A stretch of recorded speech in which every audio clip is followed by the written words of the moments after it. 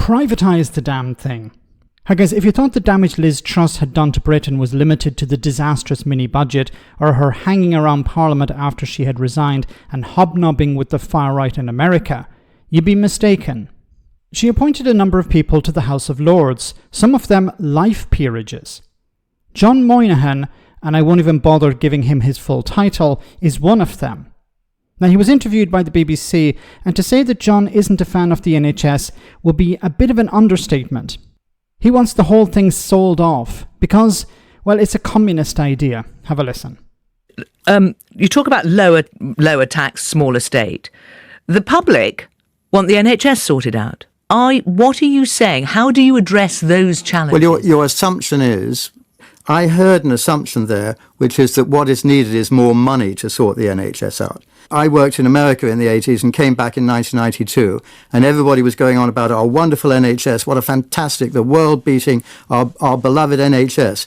And I was absolutely flabbergasted that the NHS is a catastrophe. And people are beginning to understand that. What do you expect if you have a basically socialistic, communist-style, nationalised entity? What would you have instead? What? What would you have instead? Well, privatise the damn thing. Right. Allow so market... move to a US model? No. Move to a German model. It's got half a dozen insurance funds.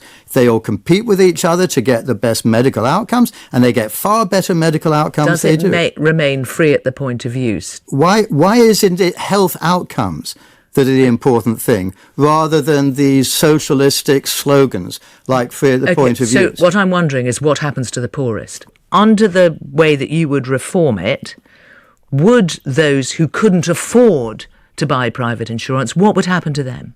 You're assuming that they have to pay for their private insurance. Would it be the case? That's not the case in Germany. So that's why I ask, would it be free at the point of use? Well, they'll get insurance. I don't see that it should be free at the point of use for everybody. Okay, look.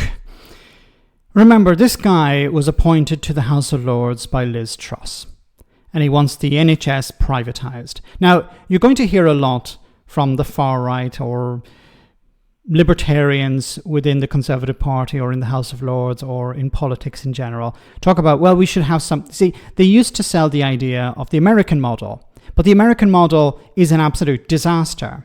And it's no longer popular to sell the American model, because people have access to the internet. They're seeing stories week in, week out about how people are getting into debt to pay medical bills. People are having to sell their homes in America because they had to get some sort of treatment. People are avoiding calling ambulances because they are afraid that it's not covered by their insurance. Now, so these libertarian types, these small government people, have realized we can't continue to sell the American idea because it's unpopular. How about we try a different one? Let's look at Germany. But Germany and Britain are very different. So it's not a case of copying and pasting the German model. But the German model is being misrepresented here because the German model requires every citizen to pay health insurance. Now, that's a bit like national insurance. People who don't have a job are covered by the health insurance as well, by the health service as well. So the German model has both private and public health. Of course, not being represented here in this interview. But these people want to create a system where the richest in society, if they need health, they just pay for it, and everyone else is abandoned. This is the goal of these individuals. This is the goal of these libertarian Liz Truss type people. They will say we want to have something like the German model, but in reality they don't, because the German model is not like what they're suggesting. The German model requires employees to pay into a national insurance, into an insurance fund, and there's also private insurance. And people who are not working are covered as well. This is not what they want. He mentioned here about let's get rid of free at the point of use. In Germany, it's free at the point of use. So why is he talking about a German model if he wants to get rid of free at the point of use? These people are charlatans.